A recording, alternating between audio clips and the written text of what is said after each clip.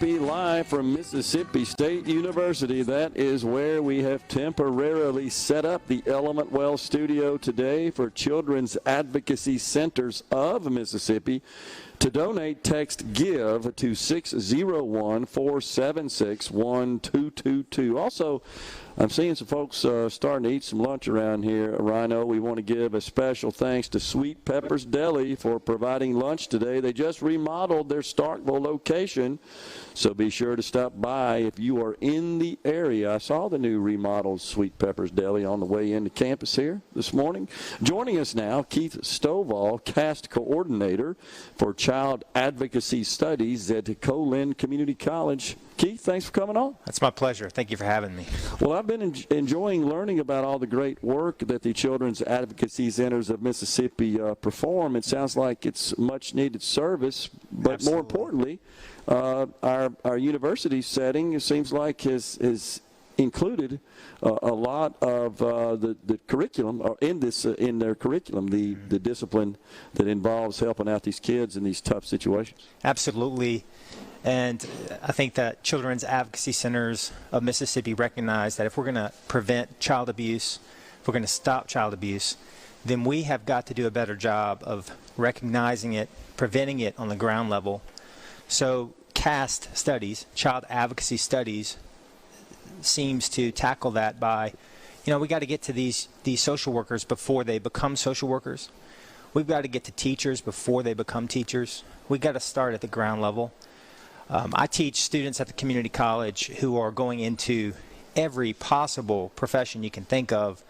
And I think of coaches, for instance. If there's a young guy who's going into coaching and he starts off as a kindergarten PE coach and develops a relationship with young kids, he needs to recognize the signs and symptoms of abuse. So that's really what CAST education tries to do. We want to recognize and teach our future leaders and future educators, future social workers, counselors, and nurses. Let's recognize child abuse early. Well, it seems like the point is, Keith, and help me out here, that children are complex, like we all are, but they have a pretty wide range of just interaction, right? So they're in a lot of different settings, and those could be anywhere from education to sports to the physician, a medical setting, a home setting, and so it's important for everybody to understand, I guess, the possible red flags, if you will, of abuse, and by injecting your discipline into these courses of study, you're really preparing people that are going to be working with kids in their careers. That's exactly right. That's exactly right. So CAST Studies stands for Child Advocacy Studies. It's interdisciplinary. So as I said, we want to reach those who may be majoring in psychology, sociology, social work, or whatever. And we want to equip students to recognize signs and symptoms of abuse. And we find that really it's best to do this in what we call experiential learning. Right. So the idea is simulation. So we teach a class, Perspectives in Child Maltreatment.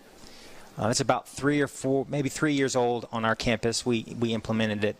And the idea of simulation is, hey, let's set up a room or a house, and let's set it up in such a way so that someone who wants to learn about helping kids can see what it is like in a home where you might be seeing neglect, or you might be seeing physical abuse, or, Lord forbid, sexual abuse, or some other type of neglect. And so we can set up a house, set up a room in such a way so that we get just an immersive experiential component. And at Copiah-Lincoln, what we've realized is that, our CAST course is entirely online. And during COVID, it was nearly impossible to do any kind of simulation. Right, you can't. So really, we received a grant, thankfully, from our friends at Children's Advocacy Centers of Mississippi, and they are helping us at Copiah-Lincoln create a virtual care house where if I'm teaching an online course and I have one student who maybe they work at a factory and they get off at 8 p.m. and they're coming in and they're trying to do their coursework. Well, they're working at that factory during the day. They can't come to a simulation house. So we're bringing simulation to them. And so because of the grant that we've received through our partnership with Children's Advocacy Centers in Mississippi, we're developing what we're calling the Virtual Care House. That stands for Child Advocacy, Response, and Education. So a virtual care house would enable that factory worker who gets off, comes in, logs on into their course.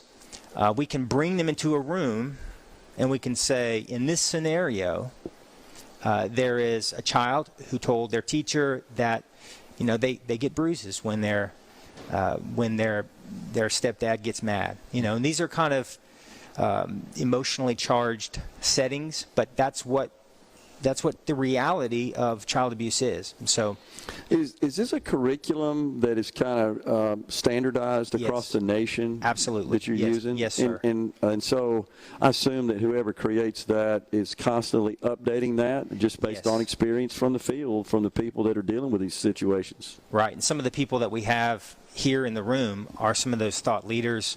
Okay. And so it actually, Mississippi is a leader in CAST education. And the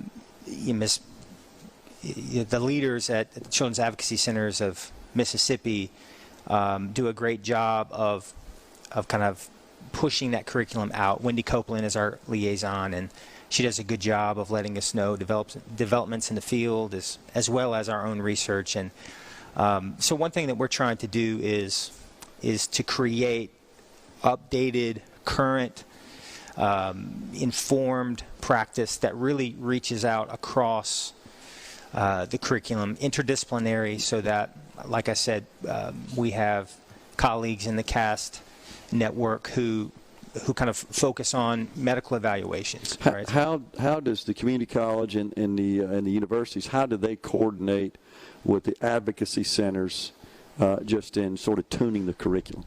Well, we have regular conference calls. We have regular trainings. There is an annual conference, One Loud Voice. I'll be presenting at that conference, and others can tell you more about that later. But there really is a huge network and infrastructure. And like I said, Mississippi is a thought leader. We have several community colleges and IHLs, or four-year institutions. Okay. And so we have partnerships with the IHLs. So if I teach a student my Perspectives in Child Maltreatment course, and they go to Mississippi State, or they go to USM or Ole Miss or Jackson State or Alcorn, they can pick right up and get a minor. So they can get 18 hours in child advocacy studies. And so we work really closely to making sure that everything we teach is on the same page. What sort of jobs then are available for folks that go through that curriculum? We can get folks plugged in, even with an associate's degree, at some of the whether it be a mental health facility, if it's a child advocacy center. I like to challenge my students, if they say, hey, I want to make a difference as an advocate, I would like to encourage them to go into social work, psychology, get a master's.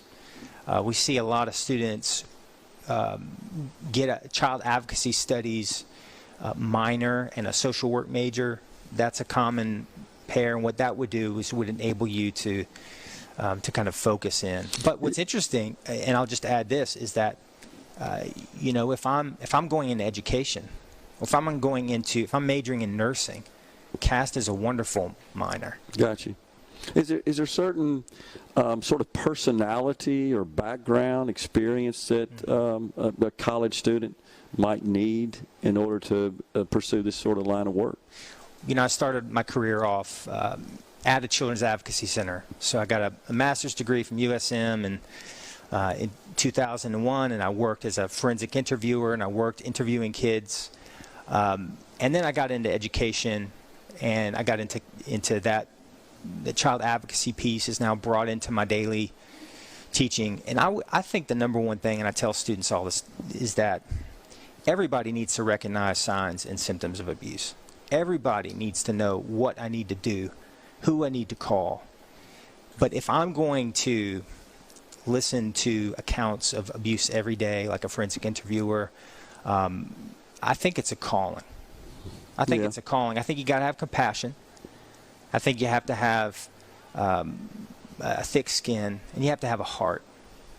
Yeah, it sounds like it. It's the discussion today, before we go, we got about a minute left, reminds me so much of the many interviews I've conducted with folks involved in human trafficking. And I know a lot of times, of course, human trafficking involves child abuse. Absolutely. They're sometimes linked. And it just makes me think about recognizing the warning signs that we all should be doing. But I also want to give you a shout-out from Representative Lee Yancey. Just texted me, said to tell you hello.